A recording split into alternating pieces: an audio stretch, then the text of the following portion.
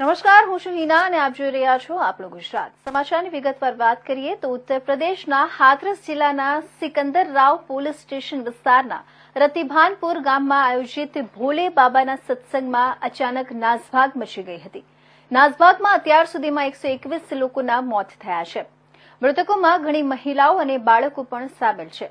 બુધવારે મુખ્યમંત્રી યોગી આદિત્યનાથે હાથરસમાં દુર્ભાગ્યપૂર્ણ અકસ્માતમાં ઘાયલ થયેલા લોકોને બંગલા જોઈન્ટ હોસ્પિટલમાં મળ્યા અને તેમની ખબર પૂછી તેમની સારવાર અંગે ડોક્ટરો પાસેથી માહિતી મેળવી.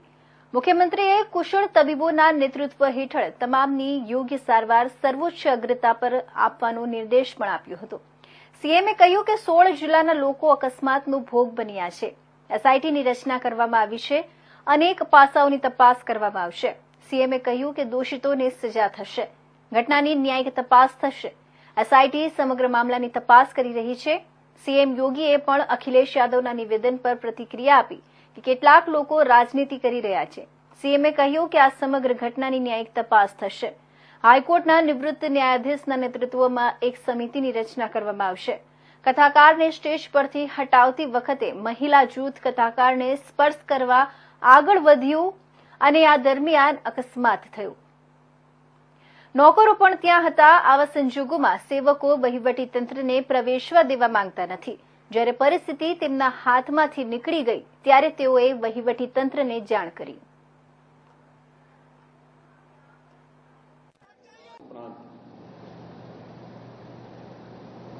जब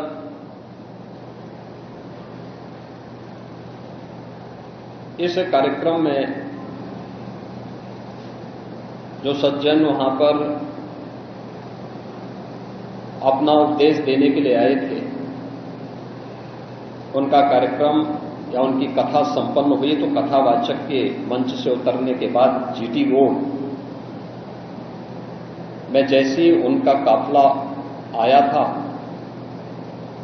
तो उन्हें छूने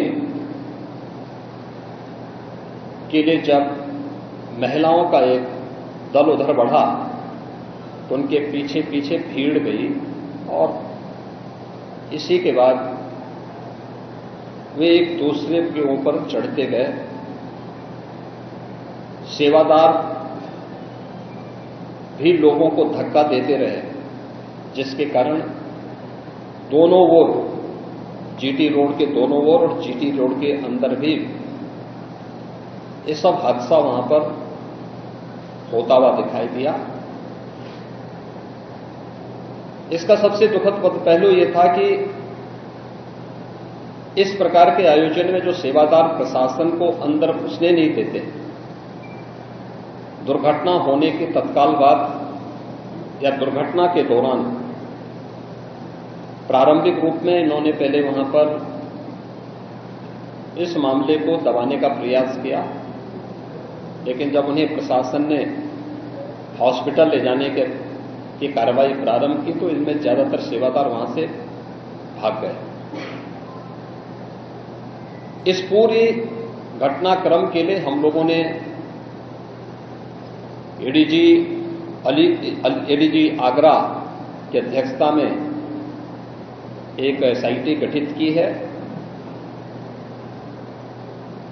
जिसने अपनी प्रारंभिक रिपोर्ट दी है और इस घटना की तह में जाने के लिए उनसे कहा गया है. बहुत सारे ऐसे पहलू हैं जिन पर जांच होनी बहुत आवश्यक है. अब तक प्रथम दृष्टिया जो थी हमारी कार्रवाई ये थी कि राहत और बचाव के कार्य को आगे बढ़ाने के बाद आयोजकों को पूछताछ के लिए बुलाना, घटना के बारे में, हादसे के कारणों के बारे में उनसे भी पूछताछ करना और फिर घटना की लापरवाही और जिम्मेदारों की जवाबदेही भी इसके लिए तय करना, जिसके लिए पहले से ही एफआईआर यहां पे दर्ज हो चुकी है. देखिए, कुछ लोगों की एक प्रवृत्ति होती है कि इस प्रकार के दुखद और दर्दनाक घटनाओं में भी वे राजनीति ढूंढते हैं और ऐसे लोगों की एक फितरत है कि चोरी भी और सीना चोरी भी, यह हर व्यक्ति जानता है कि सज्जन के फोटो किसके साथ में है, उनके राजनीतिक संबंध किन के साथ जुड़े हुए हैं। तो स्वाभाविक रूप से आप लोगों ने इस बात को देखा होगा कि पिछले दिनों रैलियों के दौरान इस प्रकार की भगदड़ कहां मचती थी और कौन इसके पीछे थे, और मुझे लगता है उसकी तह में जाना आवश्यक है। जो लोग निर्दोष लोगों के जीवन के साथ खिलवाड़ करते हैं और उनकी जवाबदेही भी इसके साथ तय होगी। इस पूरी घटना के तह तक जाने के लिए शासन स्तर पर हम लोगों ने कल भी जो व्यवस्था बनाई थी, लेकिन प्रथम दृष्टया हम लोगों का यह था कि पहले राहत और बचाव के कार्य को आगे बढ़ाया जाए।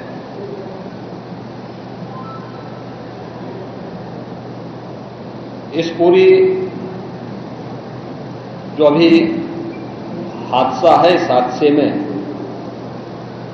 121 श्रद्धालुओं की मृत्यु हुई, जो उत्तर प्रदेश के साथ साथ हरियाणा, राजस्थान और मध्य प्रदेश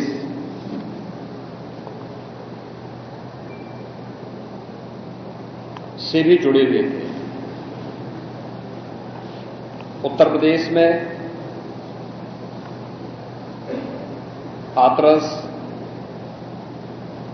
बदायूं, कासगंज, अलीगढ़। તો બોરસદ શહેરમાં કચરાના ઢગલામાં ફેંકી દેવાયેલા ઈવીએમના બેલેટ યુનિટ મામલે મળી આવતા પ્રાંત અધિકારી દ્વારા તપાસ કરવામાં આવતા આ ઈવીએમ જૂની મામલતદાર કચેરીની કસ્બા તલાટીની ઓફિસમાં મૂકવામાં આવ્યા હતા। ત્યારે કસ્બા તલાટીની જૂની બંધ કચેરીની પાછળની જાળી તોડી તસ્કરો આ ઈવીએમ બેલેટની ચોરી કરી લઈ ગયા હતા અને કચરામાં ફેંકી દીધા હોવાનું મનાઈ રહ્યું છે। ખરેખર તો ચૂંટણી પૂરી થયા બાદ ઈવીએમ મશીન 6 માસમાં વેરહાઉસમાં જમા કરાવવાના હોય છે, પરંતુ સરકારી બાબુઓની લાલિયાવાડીમાં 6 વર્ષ સુધી ઈવીએમ બેલેટ યુનિટ વેરહાઉસમાં જમા કરાવવામાં આવ્યા નહીં અને વેરહાઉસમાં અધિકારીઓએ લપણ 6 વર્ષ સુધી આ ઈવીએમ બેલેટ યુનિટ યાદ કર્યા નહીં। ત્યારે સમગ્ર ઘટનામાં જિલ્લા ચૂંટણી વિભાગના અધિકારીઓની ઘોર બેદરકારી સામે આવી છે। હાલ તો પોલીસે ડોગ સ્ક્વોડની મદદથી ચોરી કરનાર તસ્કરોને ઝડપી પાડવાના ચક્રો ગતિમાન કર્યા છે।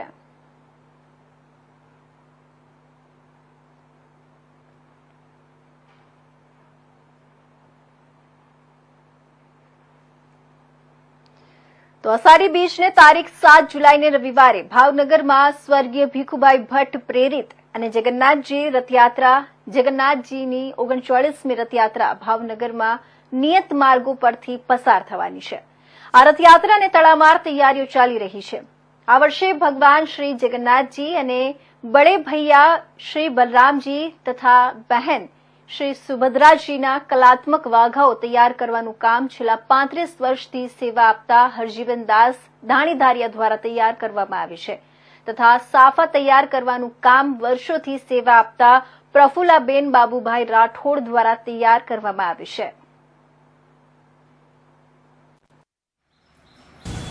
25 વર્ષ પહેલા એ લોકો જયારે જગન્નાથપુરી યાત્રામાં ગયા હતા, મારા સાસુ સસરા બે, ત્યારે એમને ભગવાનના દર્શન કરીને એવી આમ મનમાં ઈચ્છા થઈ કે ના હું પણ ભગવાનની આવી કંઈક સેવા કરું। એટલે એમણે ત્યારથી 25 વર્ષથી ભગવાન જગન્નાથજીના, બલભદ્રજીના અને સુભદ્રાબેનના સાફા બનાવવાનું નક્કી કર્યું અને સેવા આપવાનું એને ભાવ છે એવો કે મારે સેવા કરવી છે। એ વાઘા, સાફા બધું જ બનાવે છે। ભાવનગરના ઘણા બધા મંદિરોના વાઘા અને સાફા બનાવે છે, પણ જગન્નાથજી ભગવાનના વાઘા હરજીવન કાકા બનાવે છે અને સાફા મારા મમ્મી 25 વર્ષથી બનાવે છે। જે સાફામાં મટીરિયલ અને મોતી, શણગાર, પેચ, વર્ક આ તે બધું લાગે છે એ અમે કોઈ એનો ચાર્જ લેતા નથી। એ બધું જ અમે અમારા ઘરનું વાપરીએ છીએ અને અમે સેવાભાવથી જ આ કાર્ય કરીએ છીએ કે કોઈ દિવસ અમે એનો પૈસો લેતા નથી, એમ કે ખાલી આ સેવા જ છે એક ભગવાન પ્રત્યેની। અને એમની એવી લાગણી છે કે ના હું ભગવાનને ખૂબ શણગારીને આમ ભગવાન જયારે નગરચર્યા નીકળે ત્યારે લોકો એને આમ દર્શન કરીને ધન્યતા અનુભવે એવો એમનો ભાવ છે એક અંદરથી એમ. વાત કરીએ તો બેન છે તે પોતે પોતાની આગળની લાઈફની સફર કેવી હતી, કેવા ઊંચા નીચે ચડાવ? એમને તો રામ મંત્ર મંદિરમાં આચાર્ય હતા, નિવૃત્ત થયા પછી એમને બ્રેઇન સ્ટ્રોક આવી ગયો. અત્યારે 4 વર્ષથી એમને બ્રેઇન સ્ટ્રોક આવ્યા છતાં પણ અત્યારે એ એટલું મહેનત કરે છે. ભગવાનની દયાથી અત્યારે એ ભગવાનની સેવા કરી શકે છે કે ભગવાનનું કાર્યમાં એ પોતાની નિવૃત્તિનો ટાઈમ કાઢે છે એમ. લગભગ આ રથયાત્રા 39મી છે, પણ 35-36 વર્ષથી તો હું વાઘા છું. દર વર્ષે લગભગ આ સેવાના લાભ મને મળે છે અને આ સેવા જગન્નાથજીની કરવા મને ખૂબ જ ભાગ્યશાળી એવું લાગે છે.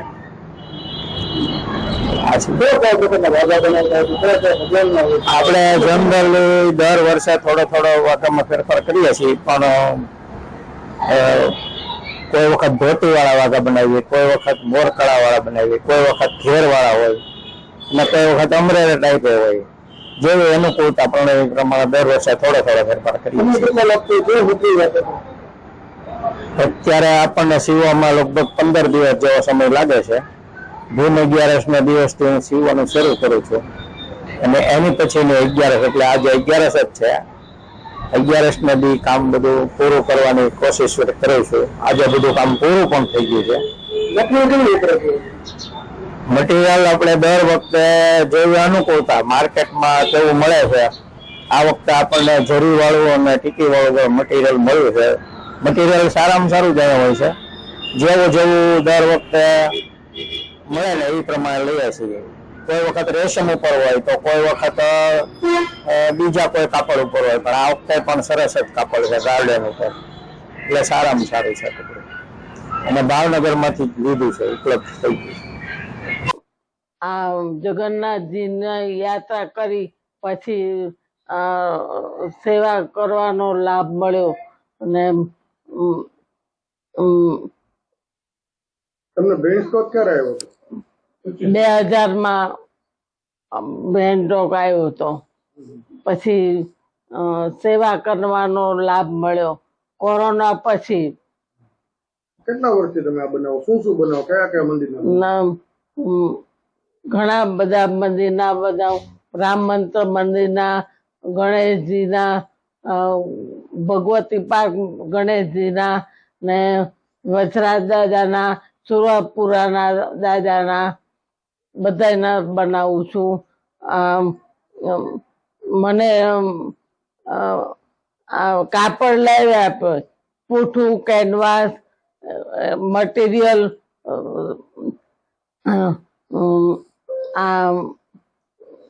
મટીરિયલ. અને આ તમે બનાવી આપો છો? કેટલા વર્ષથી બનાવો છો? એ 25 વર્ષથી બનાવું છું. શું બનાવો છો એમાં તમે? આ કેનવાસ, કાપડ, આ પૂઠું, મટીરિયલ,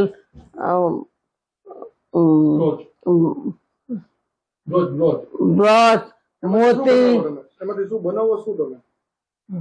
આ મોરપીસ, લટકણ બધું બનાવું છું.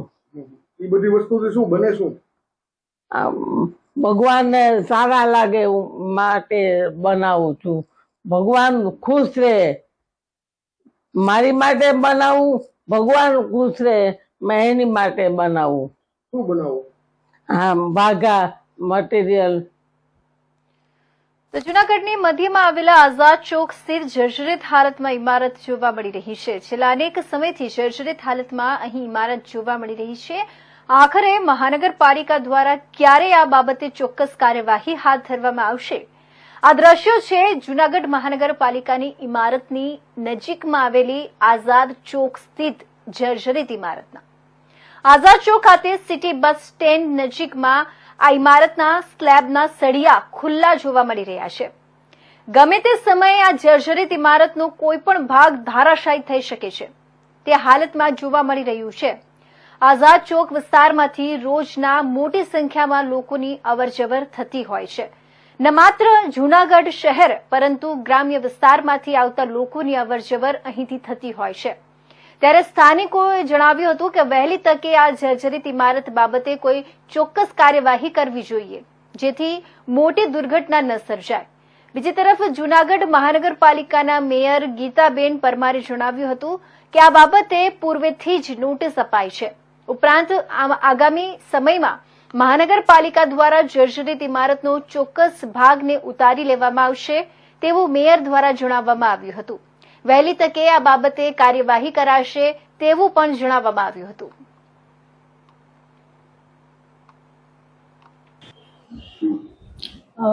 સિટી બસ નજીકની જે ઇમારત જર્જરિત છે ને તેને નોટિસ પણ કોર્પોરેશન દ્વારા દેવામાં આવી છે. તે હાલમાં કોર્પોરેશન દ્વારા જ આ કામગીરી કરી અને જે જર્જરિત જેના દાદરિયા અને સ્લેબને જે બહુ જૂના હોય છે તે ઉતારી લેવાના છે. એટલે ટૂંક સમયમાં કોર્પોરેશન દ્વારા જ આ કામ થશે અને આ ઇમારત જે જર્જરિત હાલતમાં છે તેને ઉતારવામાં આવશે. અચ્છા, આ બારામાં સૂચના અપાઈ છે ને કેટલો ભાગ ઉતારવામાં આવશે, કોઈ જાણકારી? આ નોટિસ પણ કોર્પોરેશન દ્વારા અપાઈ ગઈ છે અને જે હાલતમાં જે એમાં કહેવાય કે જે દાદર ને તે જર્જરિત છે એટલે દાદર ને એ બધું ઉતારી લેવામાં આવશે. બાકી આખી જે કન્ડિશન સારી હશે તેને તો રાખવામાં જ આવશે, પરંતુ જે તપાસ કરી એન્જિનિયરો દ્વારા તપાસ કરી અને જે ભાગમાં નુકસાનકારક હોય પડવા લાયક હોય એ જ ભાગ ઉતારવામાં આવશે. તો આગળ વાત કરીએ, આણંદ જિલ્લામાં ચોમાસામાં નવી સિઝનમાં જુદા જુદા પાકો માટે પાણીની જરૂરિયાત મુજબ સિંચાઈ વિભાગ દ્વારા સમયસર પાણી છોડાતા ખેડૂતોમાં ખુશીની લહેર. ખેડૂતો દર વર્ષે જુદી જુદી ખેતી કરતા હોય છે, તેમાં ચોમાસામાં ડાંગરનો પાક ધરુવાડી કરી પહેલા વરસાદમાં રોપણી કરવામાં આવતી હોય છે. આ વર્ષે વરસાદ મોડો આવતા ખેડૂતો મૂંઝવણમાં મુકાયા હતા, પણ સરકારને ખેડૂતોની ચિંતા થતી હોય છે તેને ધ્યાનમાં રાખીને સમયસર કેનાલોમાં પાણી છોડાતા ખેડૂતો ખુશ થઈ ગયા હતા અને કેનાલોમાં પાણી છોડાતા સરકારનો આભાર માન્યો હતો. અમારે આજુબાજુમાં બધી જ જાતના ખેડૂતો બધી જાતની ખેતી કરે છે, પણ મુખ્ય ખેતી અમારી ચોમાસાની છે અને ચોમાસાની અંદર આજે ડાંગરનો પાક લઈ શકે છે અને ખેડૂતોને ડાંગરના ધરુવાળિયા તૈયાર થઈ ગયેલા છે. જો એ ધરુવાળિયા જો ડાંગર નહેરમાં જો પાણીનું લેવલ વધારવામાં આવે તો ખેડૂતોને આજે રોપણી શરૂ થઈ જાય એમ છે. તો જો વધારશે તો અમે સરકારશ્રી અને નહેર ખાતાનો આભાર માનીએ છીએ. એક તો પહેલાં સરકારનો આભાર માનીએ છીએ, એટલે કે જે ચોમાસું લેટ હતું અને વરસાદ પણ પડ્યો અને સાથે સાથે જો કેનાલની અંદર પાણી છોડવામાં આવ્યું તો અમારે ખેડૂતોને ડાંગરના પાક હાલ હવે રોપણી લાયક થઈ જ ગયા છે.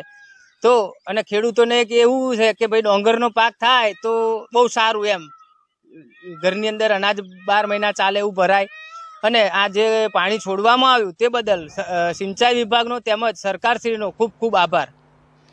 દેશમાં સાયબર ક્રાઇમ વધી રહ્યા છે, જેમાં loan, lottery, new call, credit card, ATM card વગેરેના નામે સાયબર ફ્રોડનું નેટવર્ક વધી ગયું છે. કરોડો રૂપિયાની છેતરપિંડીનો એક કિસ્સો પ્રકાશમાં આવ્યો છે, જેમાં નવસારીના પૂર્વ વિસ્તારના એક ગામની 39 વર્ષીય સીમા પટેલે પોતાનું નામ બદલી નાખ્યું છે. તેવી જ રીતે તેની ડિજિટલી ધરપકડ કરવામાં આવી છે અને છેલ્લે સાયબર ફ્રોડનો શિકાર બની છે. એપ્રિલ 17, 2024ના રોજ સીમાના પતિના મોબાઈલ ફોન પર એક અજાણ્યા નંબરથી કોલ આવ્યો. સીમાના પતિ બીમાર હતા. જ્યારે તેણે ફોન કર્યો ત્યારે તેણે દિલ્હી કસ્ટમ ઓફિસમાંથી પ્રવીણ પાંડેની ઓળખ કરી અને સીમાએ નકલી પાસપોર્ટ આઈડી કાર્ડ આપ્યું હતું. એટીએમ કાર્ડની નકલ મોકલી અને પેન્ટ અને શર્ટનું એક પાર્સલ દિલ્હીથી કંબોડિયા જતા કસ્ટમ અધિકારીએ દિલ્હીના વસંત વિહાર પોલીસ સ્ટેશનનો નંબર અને ફરિયાદની વિગતો આપી, જેથી સીમાએ વસંત વિહાર પોલીસ સ્ટેશનમાં ફોન કર્યો અને તેની સામે મની લોન્ડરિંગનો ગુનો નોંધવામાં આવ્યો. બાદમાં તેણે જણાવ્યું કે તેમનો કેસ સીબીઆઈને ટ્રાન્સફર કરવામાં આવ્યો છે. તેણે સીબીઆઈના ડેપ્યુટી ડાયરેક્ટર સાથે વાત કરી. તેણે પહેલા સીમા પટેલ સાથે વાત કરી અને તેની પાસે કેટલી પ્રોપર્ટી છે અને તેનું કેટલું રોકાણ છે અને તેના કામ પણ નજર રાખી રહી છે. છેતરપિંડી કરનારાઓની જાળમાં ફસાયેલી સીમાએ એમ પણ કહ્યું કે તેની પાસે મ્યુચ્યુઅલ ફંડમાં 1,05,00,000 રૂપિયા છે, તેથી ફોન કરનારે તેને ટ્રાન્સફર કરી દીધો. સીમાએ કરેલા રોકાણની રકમની પુષ્ટિ કરવાના નામે તેણે મ્યુચ્યુઅલ ફંડમાંથી તેના અંગત ખાતામાં 1,05,00,000 રૂપિયા ઉપાડી લીધા અને બાદમાં આરબીઆઈના ખાતામાં પૈસા ટ્રાન્સફર કરવાનું કહ્યું. પહેલા રૂપિયા 50 લાખ, પછી રૂપિયા 40 લાખ અને રૂપિયા 35 લાખ એમ અલગ અલગ બેંક એકાઉન્ટમાં ટ્રાન્સફર કર્યા. પછી સીમાને ધરપકડનો ડર હતો.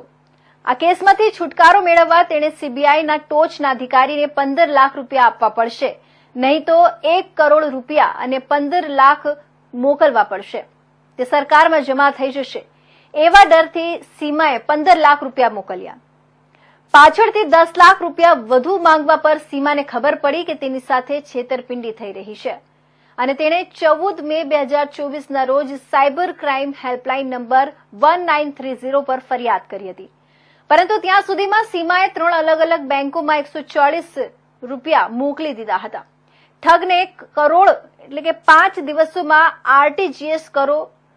નવસારી જિલ્લા પોલીસ વડા સાયબરના માર્ગદર્શન હેઠળ નવસારી એલસીબી, એસઓજી અને અન્ય પોલીસ સ્ટેશન અધિકારીઓની અલગ અલગ ટીમો બનાવી નવસારી સાયબર ક્રાઇમ પોલીસ સ્ટેશને 25મી મેના રોજ અજાણ્યા ઠગ સામે ગુનો નોંધ્યો હતો. પોલીસ અને ટેકનિકલ સર્વેલન્સના આધારે ગુજરાત, રાજસ્થાન, મધ્યપ્રદેશ, હરિયાણા, ઉત્તર પ્રદેશ જેવા રાજ્યોમાં તપાસ શરૂ કરવામાં આવી હતી, જેમાં પોલીસને સફળતા મળી હતી અને ગુજરાતના સુરતના સંતોષ લાડુમોર, જયપુરના પ્રતીક પટેલ, વિવેક પટેલની ધરપકડ કરી હતી. રાજસ્થાનના જોધપુરના સિસોદિયા મનીષ ભેરવી, મનોહર પ્રજાપતિ, રવિ જહાંગીર અને નાગોરના ગજેન્દ્રસિંહ ભાટી અને યશરાજ ડાંગી અને ઉત્તર પ્રદેશના ઝાંસીના હર્ષિત ત્રિવેદીની ધરપકડ કરવામાં આવી છે.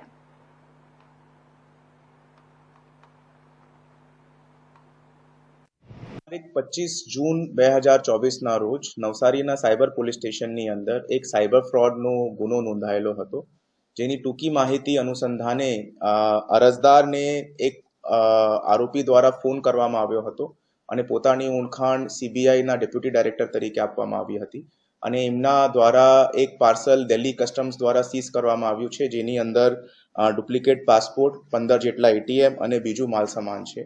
તેવી રીતેની વસ્તુ બતાવીને આ અરજદાર દ્વારા ટુકડે ટુકડે કરીને 1,40,00,000 રૂપિયા જેટલાનું ફ્રોડ આ સમક્ષ આવ્યું હતું, જેના અનુસંધાનમાં સાયબર ક્રાઇમ પોલીસ સ્ટેશન દ્વારા ઇમ્પર્સોનેશન, ચીટિંગ અને ફોર્જરીના જુદી જુદી કલમો અને આઈટી એક્ટ મુજબ એફઆઈઆર લેવામાં આવી હતી.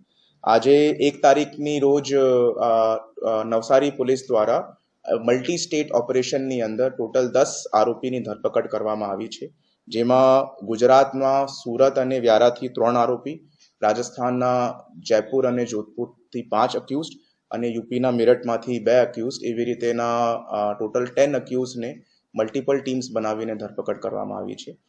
અત્યારે ઓપરેશન ચાલુમાં છે અને ટૂંકા સમયની અંદર અમારે વધારે ધરપકડ કરાવીને મિનિંગફુલ રિકવરી કરવાનો પ્રયત્ન કરીશું. એમાં શું હતી, કેટલા એકાઉન્ટ્સમાં પૈસા ટ્રાન્સફર કરવામાં right now the investigation is under process અને આખા મની ટ્રેલને પોલીસ દ્વારા ટ્રેસ કરવામાં આવી હતી અને મલ્ટિપલ લેયર્સની અંદર આ પૈસાની હેરફેર કરવામાં આવી છે અને 4th લેયર સુધી તમામ મેપિંગ પોલીસ દ્વારા કરવામાં આવી છે અને આ તમામ મોડલસ ઓપરેન્ડીમાં લોકોની ધરપકડ ટૂંકા સમયમાં કરવામાં આવશે. તો ગોધરા નીટ પરીક્ષા કૌભાંડ મામલે તપાસનું ધમધમાટ ચાલી રહ્યું છે. આ ઘટનાની તપાસ કરી રહેલી સીબીઆઈ દ્વારા આરોપીઓની પૂછપરછ કરવામાં આવી રહી છે. સીબીઆઈ પૂછપરછમાં નવો ઘટસ્ફોટ થયો છે. આરોપી તુષાર ભટ્ટ શિક્ષક ન હોવા છતાં નીટ કેન્દ્રનો સુપ્રિન્ટેન્ડન્ટ બનાવવામાં આવ્યો હતો. નીટ મુદ્દે ફરિયાદ નોંધાયા બાદ તુષાર ભટ્ટ સ્કૂલમાં ફરજ બજાવતો ન હોવા છતાં દીક્ષિત પટેલ દ્વારા સ્કૂલમાંથી ફરજ મુક્ત કર્યો હોવાનો પત્ર જાહેર કર્યો હતો. સીબીઆઈ તપાસમાં જય જલારામ સ્કૂલના ચેરમેન દીક્ષિત પટેલે ગોળ ગોળ જવાબ આપ્યા હોવાનું બહાર આવ્યું છે. મહત્વપૂર્ણ છે કે ગોધરા નીટ કૌભાંડના આરોપીઓના રિમાન્ડ પૂર્ણ થતા તમામ આરોપીઓની સીબીઆઈએ કસ્ટડી મેળવી તમામને અમદાવાદ સાબરમતી જેલ લઈ જવામાં આવ્યા હતા. ઉલ્લેખનીય છે કે જય જલારામ સ્કૂલને નીટની પરીક્ષાનું કેન્દ્ર ક્યારથી ફાળવવામાં આવ્યું તેમજ ક્યાં ક્યાં જિલ્લા વિદ્યાર્થીઓ આ કેન્દ્રમાં પરીક્ષા આપી તેની વિગતો સીબીઆઈ દ્વારા મેળવવામાં આવી રહી છે. હાલમાં જય જલારામ સ્કૂલના ચેરમેન દીક્ષિત પટેલને સીબીઆઈએ 4 દિવસના રિમાન્ડ પર લીધા બાદ તેમની ઘનિષ્ઠ પૂછપરછ કરી હતી. જય જલારામ સ્કૂલમાં નીટની અગાઉ થયેલી પરીક્ષામાં પણ ગેરરીતિની આશંકા જોવા મળી રહી છે. આ ઘટનામાં અન્ય પણ કેટલાક ખુલાસા થાય તેવી શક્યતા છે.